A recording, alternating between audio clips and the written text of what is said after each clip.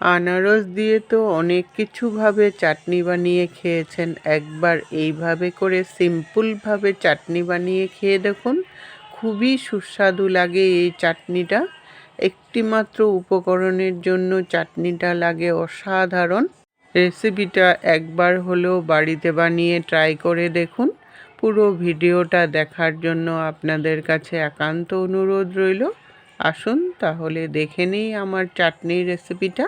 আমি প্রথমে চাটনিটা বানানোর জন্য কড়াই বসিয়ে 3 চামচ তিল ভেজে নেব। তিল দিয়ে আমি চাটনিটাকে বানাবো। তিল দেখবেন ভাজার পরে একটা সুন্দর ফ্লেভার হয়। এই ফ্লেভারটার জন্যই কিন্তু চাটনিটা খেতে খুবই সুস্বাদু লাগে। তিলটাকে মিডিয়াম আঁচে রেখে হালকা ব্রাউন কালার যতক্ষণ না হয়ে যায় ততক্ষণ পর্যন্ত ভাজা করব। হালকা ব্রাউন কালার হয়ে গেলে একটা সুন্দর ভাজারও গন্ধ চলে আসে। তখনই তেলটাকে নামিয়ে নিতে হবে। নামিয়ে একটু ঠান্ডা করে নিয়ে তারপর গুঁড়ো করতে হবে। তিলটাকে একটা প্লেটের মধ্যে নামিয়ে নিয়ে একটু ছড়িয়ে রেখে দেব, তাহলে তাড়াতাড়ি ঠান্ডা হয়ে যাবে। এদিকে তিলটা ঠান্ডা হতে হতে আধাটা আনারস আমি ছোট ছোট করে কেটে নিয়েছি। এই কাটাটা অবশ্য আপনারা আপনাদের খুশি মতো ছোট বড় করে নিতে পারেন, তবে একটু মিহি মিহি করে কাটলে রেসিপিটা কিন্তু খুবই ভালো হবে। আর আনারসটা যেন একটু টক মিষ্টি হয়, তাহলে চাটনিটা খেতে কিন্তু খুবই ভালো লাগবে। এদিকে তিলটাও ঠান্ডা হয়ে গেছে। তিলটা আমি মিক্সিতে নিয়ে শুকনো গুঁড়ো করে নেব। তিলটা শুকনো গুঁড়ো করে নিলে সুন্দর গুঁড়োটাও সুন্দর হবে, আর রেসিপিটা বানাতেও কিন্তু সুবিধা হবে। গুঁড়োটা যেন একদম পাউডারের মতো হয়, তাহলেই কিন্তু রেসিপিটা ভালো হবে। তাই প্রথমে শুকনো গুঁড়ো করে নেবেন।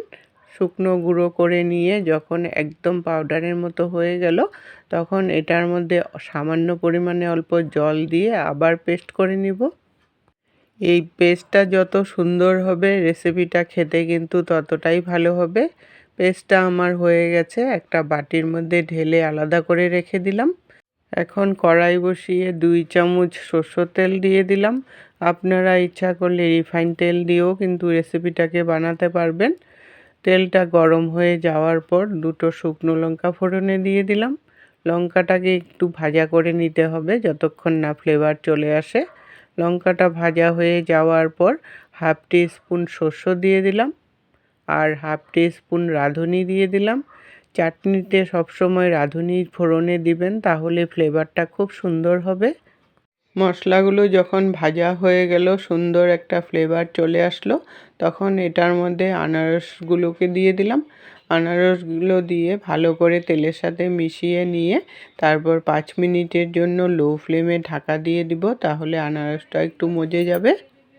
5 মিনিট পরে ঢাকনাটাকে উঠিয়ে নিয়ে স্বাদ অনুসারে নুন দিয়ে দিলাম, আর সামান্য পরিমাণে হলদি পাউডার দিয়ে দিলাম। নুন আর হলদি পাউডারটা দিয়ে আরও 2-3 মিনিটের মতো ভাজা করে নিব, তাহলে হলদির কাঁচা গন্ধটাও চলে যাবে। 2-3 মিনিট ভাজা হয়ে যাওয়ার পর তারপর এটার মধ্যে সামান্য পরিমাণে জল দিয়ে দিলাম। এই জলটা অবশ্য আপনারা আপনাদের খুশি মতো পাতলা ঘন করে নিতে পারেন।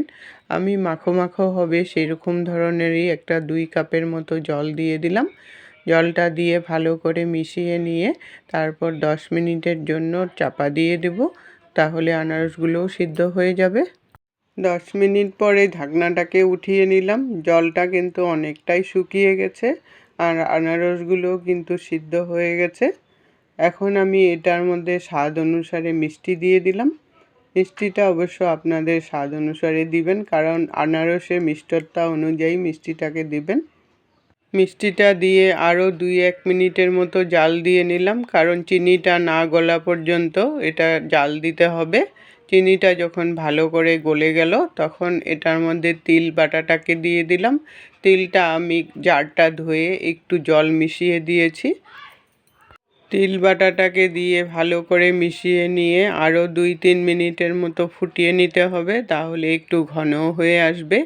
আর এই ঘনত্বটা আপনাদের টেস্ট অনুসারে রাখবেন। আপনারা যদি পাতলা খেতে চান তাহলে এই সময় একটু জল দিয়ে দিতে পারেন। আর একটু আমি ঘন রাখবো, তার জন্যই জল খুব একটা মিশালাম না।